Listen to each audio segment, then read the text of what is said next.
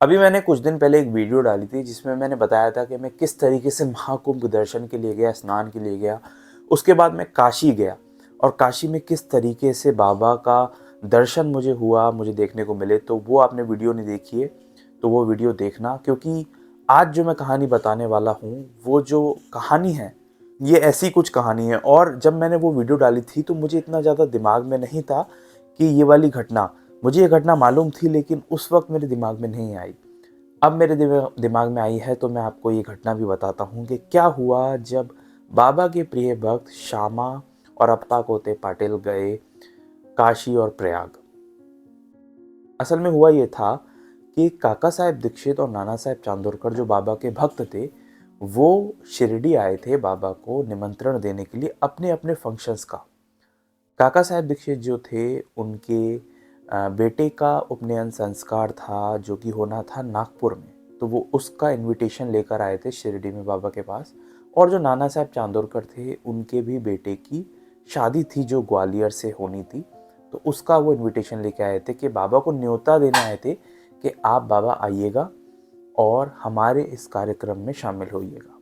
वैसे तो बाबा कहीं बाहर जाते नहीं थे, तो बाबा ने क्या कहा, दोनों ही भक्तों से कहा कि आप मेरे प्रतिनिधि श्यामा को न्योता दे दो और श्यामा आएगा और श्यामा जो है वो मेरा ही प्रतिनिधित्व करेगा, तो आप ऐसा मानिएगा कि मैं आया। उसके बाद श्यामा से बाबा कहते हैं कि तुम जाओ और तुम काशी प्रयाग पहुंचोगे और फिर गया पहुंचोगे तो मैं तुमसे पहले ही वहां पहुंच चुका हूँगा। इस लाइन को आप ध्यान दीजिएगा और याद रखिएगा, क्योंकि कहानी में आगे क्या होता है वो आपको समझ में आएगा।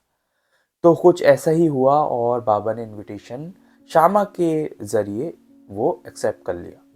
अब हुआ ये कि जब समय आया तो श्यामा और अप्पा कोते गए, सबसे पहले तो नागपुर गए, वहाँ काका साहेब दीक्षित के बेटे का जो उपनयन संस्कार था उसमें वो शामिल हुए। काका साहेब दीक्षित ने खुश होकर उन्हें खर्चे पानी के 200 रुपये भी दिए। अब उसके बाद जो श्यामा थे और अप्पा गोते थे वो गए ग्वालियर और वहाँ नाना साहेब चांदोरकर के जो बेटे की शादी थी उसमें भी वो शामिल हुए बाबा की तरफ से। उसके बाद वो सीधे पहुंच गए प्रयाग और अयोध्या। अयोध्या में तो श्यामा और अप्पा गोते 21 दिन रुके और उसके बाद वो गए काशी, बाबा विश्वनाथ की नगरी। काशी में भी उन्होंने काफ़ी दिन गुजारे और दर्शन के बाद वो पहुंचते हैं गया। अब जब वो गया पहुंचते हैं तो गया में उनका स्वागत करने के लिए एक व्यक्ति आया जो लोगों के रहने का इंतजाम किया करता था, भोजन का इंतजाम किया करता था। उस व्यक्ति ने आकर श्यामा को बताया कि यहाँ पर जो जितने भी यात्री आए हुए थे वो सब चले गए हैं, क्योंकि इस वक्त प्लेग प्लेग जैसे कि एक महामारी थी उस ज़माने में, जैसे कि आज हमारे बीच में कोरोना आया था, ठीक उसी तरीके से प्लेग एक महामारी थी। तो वो जो होते हैं वो कहते हैं कि प्लेग की बीमारी फैली हुई है, महामारी, इसलिए जितने भी यात्री आए थे यहाँ पर वो सब जा चुके हैं गया में से।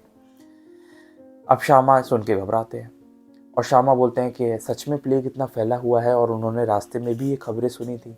तो उस पर जो है वो व्यक्ति कहते हैं कि नहीं, आप घबराइए मत, आप मेरे भवन में ठहरिए, मेरे घर में ठहरिए। और ये कह के वो व्यक्ति श्यामा को ले जाता है अपने भवन में।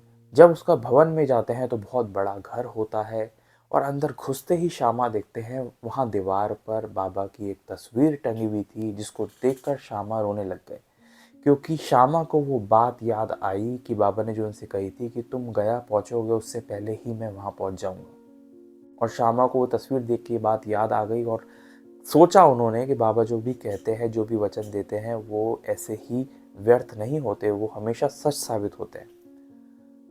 अब जब श्यामा रोने लग गए तो वो व्यक्ति ने सोचा कि श्यामा इसलिए रो रहे हैं कि यहाँ पर जो प्लेग महामारी फैली हुई है उसको सोचकर श्यामा रो रहे हैं। लेकिन श्यामा तो इसलिए नहीं रो रहे थे। फिर श्यामा ने बताया कि मैं इसलिए नहीं रो रहा हूँ, मैं इसलिए रो रहा हूँ कि बाबा ने मुझे ये बात कही थी और वो बात सच साबित हुई, बाबा हमसे पहले ही यहाँ पहुँच चुके हैं। लेकिन ये तस्वीर तुम्हारे पास कैसे आई? वो व्यक्ति बोलता है कि मनमाड़ के आसपास मेरा खूब बिजनेस है, बहुत काम करने वाले व्यक्ति है जिन्होंने मुझे बताया था कि शिरडी में एक जीवित संत हैं जो ईश्वरीय रूप है और वो बहुत चमत्कारी संत हैं। वो उनकी नज़र एक बार हो जाए तो किसी भी व्यक्ति का जीवन सफल हो सकता है। यही सुनकर मैं उनके पास मिलने गया था और जब साईं बाबा के दर्शन मैंने किए शिरडी में, उसके बाद वहाँ पर मैं एक भक्त के घर गया था जो उनके करीबी भक्त थे, जिनका नाम माधव राव था। और माधव राव के घर जाते ही मैंने वहाँ पर एक तस्वीर टंगी देखी। तस्वीर थी साईं बाबा की। मेरे आग्रह करने पर और बाबा की आज्ञा देने पर माधव राव ने मुझे एक तस्वीर गिफ्ट की थी, जो कि यही वो तस्वीर है जो मैंने आज अपने इस घर में लगाई है। श्यामा को बहुत हैरानी होती है। श्यामा बोलते हैं कि जिस माधव राव की आप बात कर रहे हैं वो मैं ही हूँ, मैं ही श्यामा हूँ, मैं ही माधव राव हूँ, और मेरे ही दी हुई तस्वीर ये है आपके पास। वो व्यक्ति को बहुत हैरानी होती है, वो बहुत चौंकता है और उसे याद आ जाता है जब माधव राव यानी कि श्यामा उनसे मिले थे शिरडी में। आपस में खूब बातचीत होती है और उसके बाद वो व्यक्ति बहुत अच्छी तरीके से उनकी खातिरदारी करता है और उन्हें एक एक कोना दिखाता है शहर का। देखिए, इस कहानी से हमें एक चीज़ समझने को मिलती है और ये रिलेट करती है वो वीडियो जो मैंने डाली थी महाकुंभ की अपनी, जब मैं महाकुंभ स्नान के लिए गया था और उसके बाद फिर मैं बनारस गया था। और बनारस में जब मेरे सामना हुआ बाबा की तस्वीर से, ठीक वही वाली स्टोरी ये लौट के आती है। और उस समय मेरे दिमाग में नहीं थी, ध्यान में नहीं थी ये वाली जो कहानी है, लेकिन किसी एक भक्त ने कमेंट किया था सेम लाइन पे, तो फिर मुझे एकदम ये बात हिट की। और शुक्रगुजार हूँ मैं उस व्यक्ति का जिन्होंने ये कमेंट किया था मेरी उस वाली वीडियो पर। तो उससे मुझे ये कहानी याद आई और मैंने सोचा कि ये कहानी आप तक ज़रूर पहुँचानी चाहिए। और एक बात तो साफ़ होती है कि बाबा हर समय हर जगह प्रेजेंट तो है ही हैं, लेकिन उस बात का एहसास भी आपको करा ही देते हैं। आपको तुरंत स्ट्राइक करता है कि बाबा हर जगह कैसे आ जाते हैं। तो वही वाली बात है कि बाबा हर जगह प्रेजेंट है, लेकिन आपको ध्यान भी बाबा की तरफ जाता है। चाहे आप किसी मंदिर जाएं, बाजार जाएं, किसी शहर में जाएं, बाबा की एक तस्वीर देखते ही आप समझ जाते हैं कि बाबा यहाँ भी मौजूद है और आपसे पहले आ चुके हैं। उम्मीद है आपको ये कहानी जानकर अच्छा लगा होगा और इसी तरह ढेर सारी असली कहानियाँ, रियल हिस्ट्री मेरे इस चैनल पर अपलोडेड है।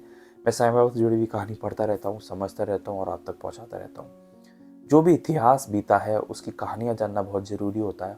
और जैसा कि मैं हमेशा कहता हूँ कि बाबा से जुड़ना है, उनकी कहानियाँ जाननी है, तो उनसे जुड़े हुए भक्तों की कहानी ज़रूर पढ़ना चाहिए या ज़रूर सुनना चाहिए। और अगर आप भी इसी तरह साईं बाबा से जुड़ी हुई कहानियाँ जानना चाहते हैं, पढ़ना चाहते हैं या मुझसे सुनना चाहते हैं, तो आप इस चैनल को सब्सक्राइब कर सकते हैं। मिलेंगे एक नेक्स्ट वीडियो में एक नई कहानी के साथ, एक रियल हिस्ट्री के साथ। तब तक के लिए ओम साई राम।